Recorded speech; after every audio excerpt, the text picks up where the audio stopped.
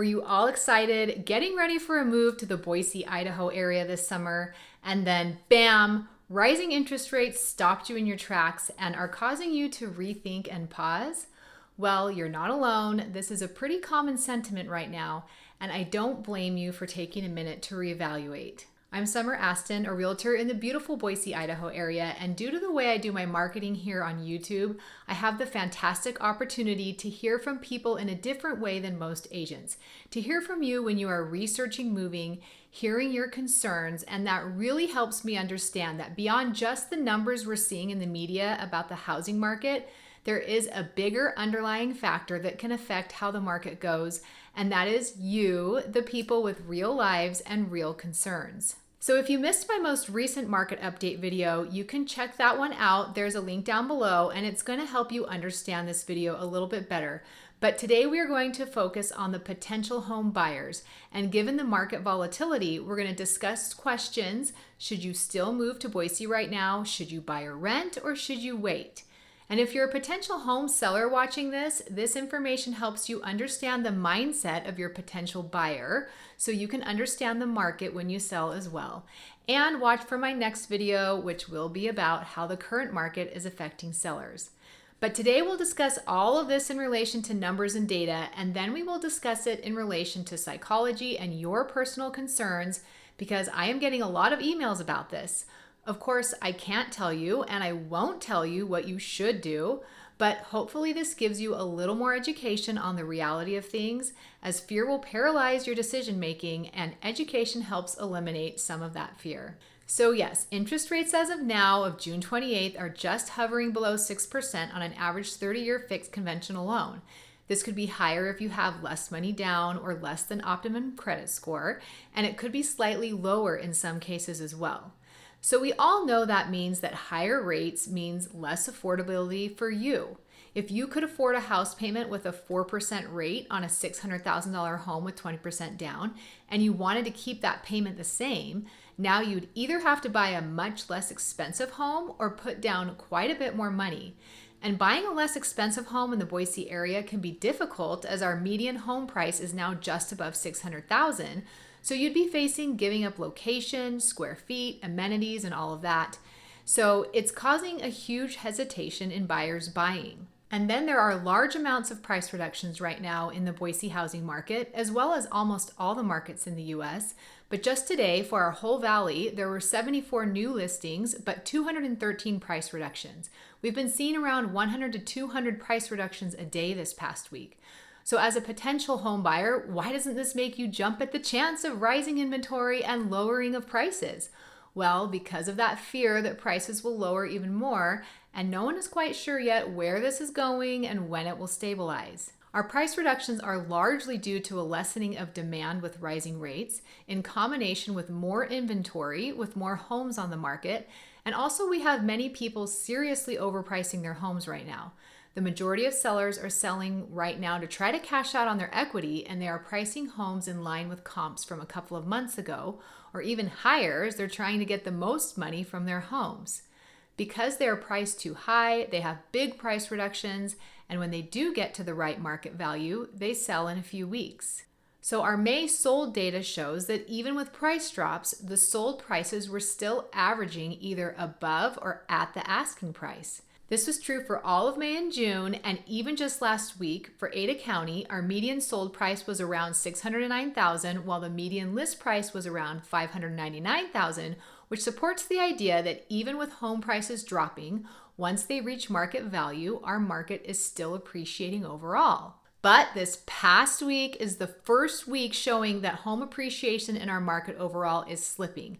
The median list price for homes sold last week was around $594,000, and the median sold was around $582,000. So this is just 1 week of data, and it will of course take several weeks of data to paint a full picture.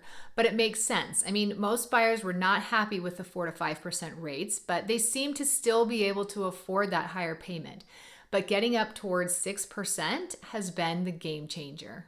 But for most homes that have been listed for over a week, buyers do now have negotiating power.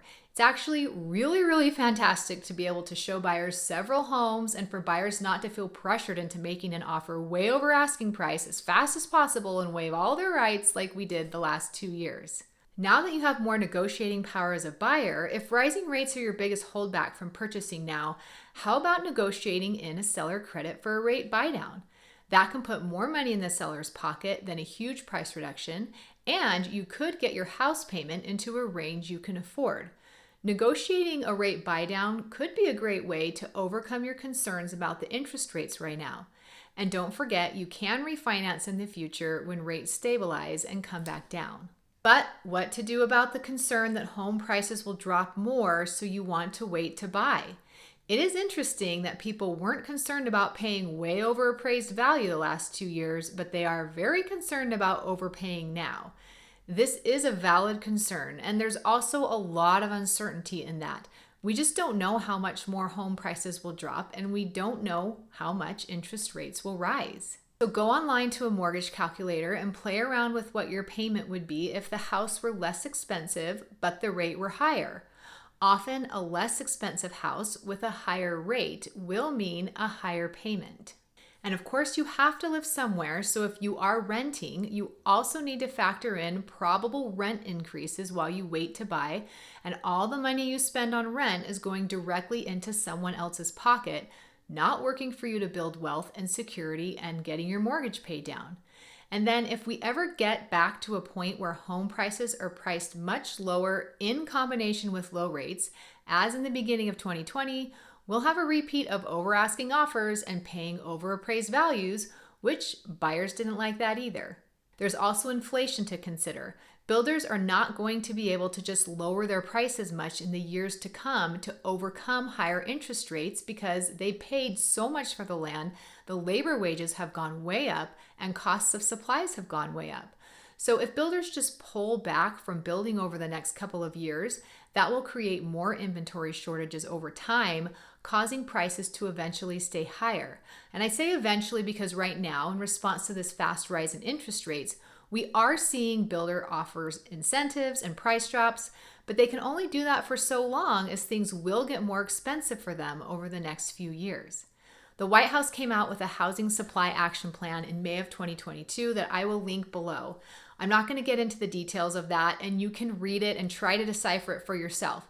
But I see a lot of things in there, such as them providing funding for more rental units, more multifamily housing, and that kind of thing. It shows me that the government is not really expecting more people to become homeowners, rather that they are going to try to ease affordable housing by providing developers with incentives for more rental units.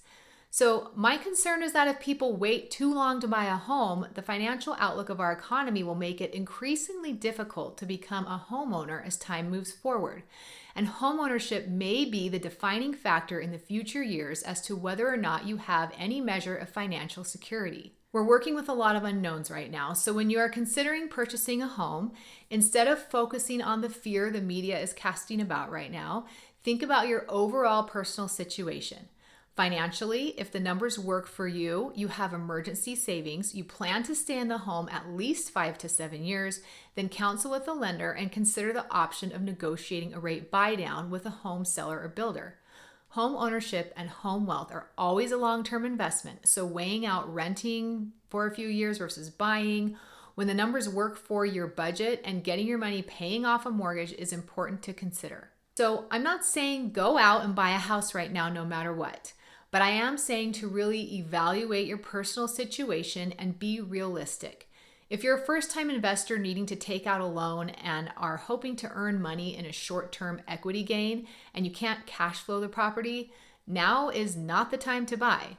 If you are a long-term real estate holder or either a homeowner who needs to move due to a job change or just needing to bring your family to a new place, or an investor who's wanting to move your money from one market to another for other benefits, then yes, evaluate the numbers for you personally and understand that there is also a risk and cost in waiting and trying to time the market to where you have low interest rates and low prices converging again. So that historically low interest rate of under 3% was a driver of the housing market the last 2 years, but the other driver was people wanting to leave the politics of their home states behind and move their families to a state where they feel policies will be better for their families in the long run. So how do I know this? Every single person who's emailed me, texted, or called in the last 2 years, hundreds and hundreds of people have told me.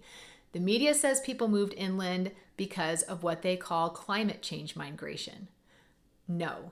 The media says people moved inland because they were fearful of getting COVID in a populated area, so they moved to less populated areas. No. Just no.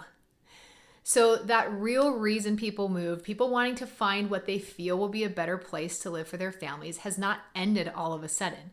It has lessened somewhat as certain decisions, like whether or not a state will mandate the COVID vaccine for all children 5 and up in order to attend public school, those decisions have been placed on hold in many places, but the underlying concern is still there. So if your overall goal to moving is to find a place that's better for your family, then it's a pretty strong motivating factor to still move and make that change in your life sooner than later. So we will keep our eye on the interest rates and the Boise housing market and keep you updated. And of course, if you are thinking of buying a home in the Boise area and want to try to weed through all the media noise, contact us at our website, summerastonrealestate.com, to set up a time to chat about your concerns or questions so we can help guide you to the best decision for you and your personal circumstances. You can follow us on Instagram for more tips and local updates. And in the meantime, keep pressing forward, my friends. I'll see you next time.